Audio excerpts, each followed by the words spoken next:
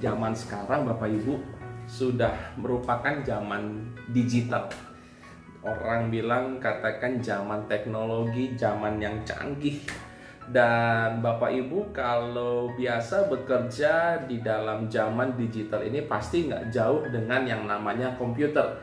Dulu komputer gede Bapak Ibu, ya mungkin seperti TV gitu besar dan ada CPU dan sebagainya. Tetapi Bapak Ibu sekarang komputer sekarang cukup kecil dan laptop ini bisa kita bawa kemana-mana. Nah Bapak Ibu saudara-saudari yang tidak kalah pentingnya ketika kita sebagai seorang pekerja atau kita familiar dengan yang namanya komputer atau laptop ini adalah barang kecil nih Bapak Ibu. Barang kecil ini adalah namanya flash disk. Flash disk ini kalau Bapak Ibu mungkin sudah tahu adalah untuk menyimpan data. Jadi ketika Bapak Ibu sudah mengetik, Bapak Ibu sudah mengerjakan pekerjaan, mengerjakan tugas, Bapak Ibu bisa save di sini. Dan kalau di save di sini, kalau ada apa-apa, mungkin ada virus di komputer Bapak Ibu masih punya datanya. Nah Bapak Ibu saudara-saudari yang saya kasih dalam Tuhan, flash disk ini berbagai macam tipe. Ya, ada yang merek A, merek B dengan kapasitas 2 GB, ada yang 8 GB, ada yang macam-macam Bapak Ibu. Nah, saudara, flash disk ini gunanya menyimpan data, menyimpan memori, tulisan-tulisan kita, mungkin yang dari tahun lalu, dari bulan lalu, mungkin tulisan-tulisan dari minggu lalu tersimpan di sini semua, dan data ini tidak akan pernah hilang kecuali memang barang ini hilang. Nah, Bapak Ibu bisa bayangkan kalau saja barang kecil ini bisa menyimpan memori dengan segitu banyak, ada barang yang lebih kecil lagi Bapak Ibu. Mau tahu apa itu? Betul, otak manusia. Otak manusia itu kalau Bapak Ibu search itu ada bisa menyimpan 1 petabyte atau 10 juta gigabyte atau GB. Otak kita ini luar biasa menyimpan memori yang begitu banyak.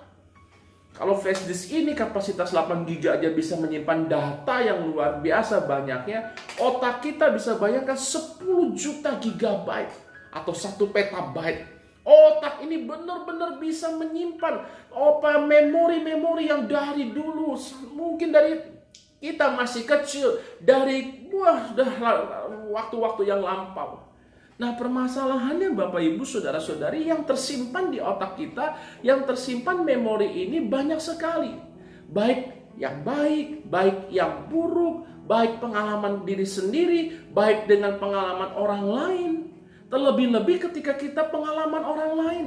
Mungkin ketika kita mengalami satu hal yang tidak enak dengan orang lain, lalu tersimpan di memori kita dan membuat kita kadang-kadang ketika memori itu muncul kembali, kita mulai mengingat kesalahan orang lain itu. Padahal 1 Korintus pasal 13 ayat yang ke-5 katakan begini.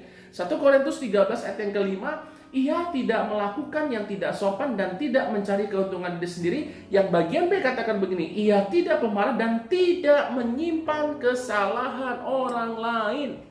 Nah Bapak Ibu, ketika ada orang yang mungkin membuat kita sakit hati, ada mungkin gesekan demi gesekan yang terjadi, ada orang yang membuat kita kesel, firman Tuhan katakan jangan kita simpan. Kita tahu bahwa memori otak ini banyak simpanan-simpanan yang kadang-kadang kalau tidak dibereskan masalah yang satu dengan masalah yang lain, itu akan muncul kembali. Oleh sebab itu kalau kita masukkan flash disk ini di laptop, ada menu di delete. Nah delete itu akan menghapus semua memori, sehingga memori yang kita tidak suka kita bisa delete. Mungkin karena memori itu sudah usang dan kita tidak pakai lagi.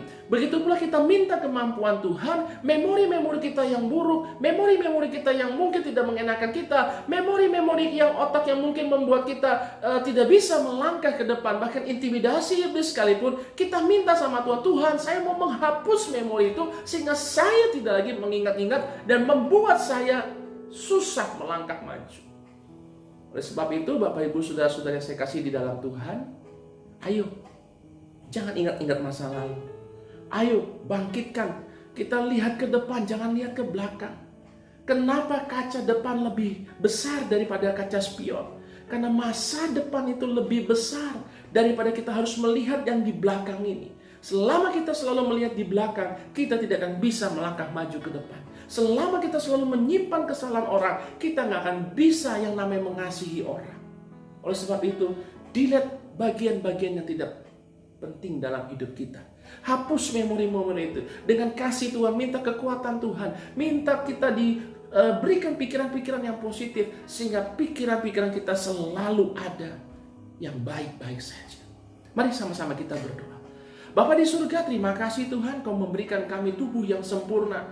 Kami bersyukur Tuhan, kami masih mempunyai otak atau pikiran yang sehat. Kami tahu Tuhan, di dalam otak ini banyak memori-memori yang menyimpan kenangan-kenangan di dalam hidup kami, masa lalu kami. Kami tahu Tuhan, ada masa lalu yang baik, ada masa lalu yang kurang baik, ada orang-orang yang baik, ada orang-orang yang mungkin tidak baik dalam kehidupan kami. Dan kami mau berusaha dengan kekuatan kasih karunia Roh Kudus, memampukan kami supaya kami bisa menghapus, mendelete memori-memori yang tidak berguna, sehingga kami tidak nyimpan sampah pikiran yang negatif di dalam pikiran kami ini.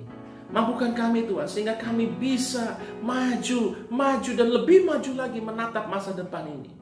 Mampukan kami untuk kami bisa menguasai diri dan tidak marah. Liputi kami dengan hati yang penuh dengan kasih. Kasih dari surga melingkupi hati kami. Terima kasih Tuhan. Kami serahkan semua ke dalam tangan Tuhan. Sebentar kami mau istirahat, Tuhan berkati kami sepanjang kami istirahat. Besok kami boleh bangun dengan tubuh yang sehat, kekuatan daripada Tuhan. Nama Tuhan dipermuliakan dalam hidup kami. Terpujilah nama-Mu Tuhan kekal selamanya. Di dalam nama Tuhan Yesus Kristus kami berdoa, kami mengucap syukur. Haleluya. Amin. Bapak Ibu Saudara-saudara saya kasih dalam Tuhan, jangan lupa mari segala pikiran-pikiran yang tidak baik, memori-memori kenangan lama, kita minta kekuatan Tuhan untuk kita menghapus memori-memori itu, mendelete. Selamat malam, Tuhan Yesus memberkati kita semua. Shalom, Tuhan memberkati.